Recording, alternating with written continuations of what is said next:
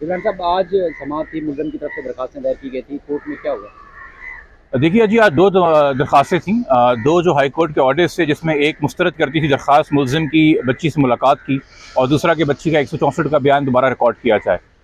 उसकी जो उन्होंने अपील्स फाइल की थी वो आज हाई कोर्ट में लगी हुई थी, मगर मोहतरम जनाब जस्टिस सुन रहे थे, समाअत कर रहे थे, उन्होंने इस केस को अपने सामने नॉट बिफोर कर दिया है। उस ऑलरेडी उनके सामने केस काफ़ी दूसरी सूरतों में चल चुका है, अलग एप्लीकेशन की सूरतों के अंदर, मगर मेरे ख्याल में पिछले 7-8 दिनों में कुछ नाखुशगवार वाक़यात हुए, जिस पे हमने आपसे पहले भी दरख्वास्त की कि हेल्थ सेक्रेटरी की जवाबदारी बनती है कि आपने कैसे बंदे को इस केस में डॉक्टर को असाइन किया, जो इन जिनकी कैपेसिटी भी नज़र आ रही थी कि नहीं थी, क्वालिफिकेशन भी नज़र आ रही है कि नहीं थी, और ख़ुद वो एक वॉलेटाइल सिचुएशन में खातून थी। तो जो भी हरासमेंट कोर्ट में क्रिएट हुई, हमारी अभी भी सिंपैथीज़ उन डॉक्टर साहिबा के सामने है कि she deserves care and proper treatment.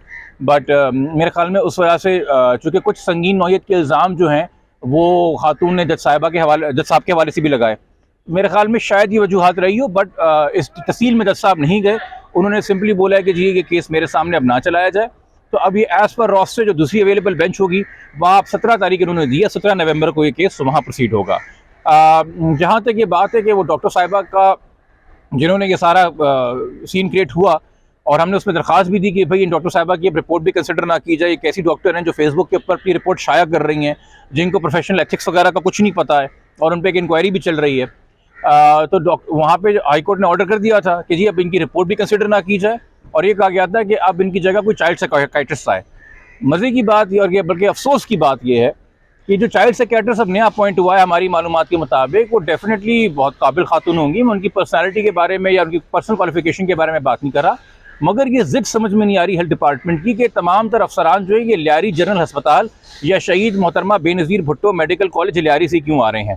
ख़ासतौर पर इसके बाद जब आपने एक जूनियर वुमेन मेडिकल ऑफिसर को झूठे जाली अंदाज में एक सीनियर रजिस्ट्रार बना के पेश किया मेडिकल कॉलेज का, उनकी स्टैंप कैसे तैयार हुई? क्योंकि एक मैं तसव्वुर नहीं कर सकता कि आप एक साथ दो ओहदे, वुमेन मेडिकल ऑफिसर भी आप हैं और सीनियर रजिस्ट्रार भी आप हैं, दोनों स्टैंप्स के साथ दो डॉक्यूमेंट्स 2 दिन में डॉक्टर फातिमा ने जमा कराए।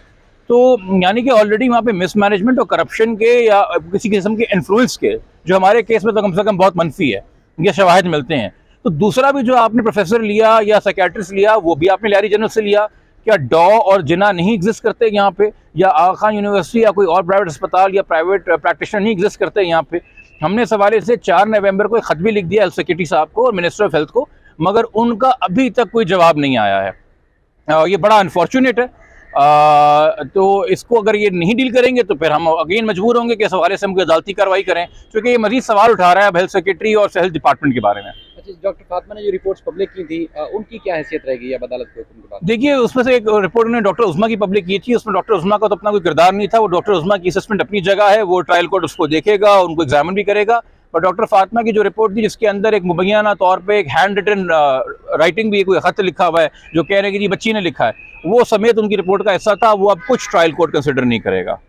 उसके बाद फिर ये जो इंक्वायरी शुरू हुई थी, उस हवाले से चूंकि एतराज़ दरख्वास्त गुजार की तरफ से थे, यानी कि मुद्दई की तरफ से, तो उनसे किसी ने रब्ता किया? नहीं जी, ये इंक्वायरी भी मेरे ख्याल में जो है ना, जज साहब को बस मुतमईन करने के लिए थी। हमें अभी तक उन्होंने कोई रब्ता नहीं किया, अभी तक कुछ बताया नहीं किया। और मैं आपसे फिर कह रहा हूँ, हेल्थ सेक्रेटरी साहब अपने लिए मुश्किलें पैदा कर रहे हैं, हेल्थ डिपार्टमेंट अपने लिए मुश्किलें पैदा कर रहा है।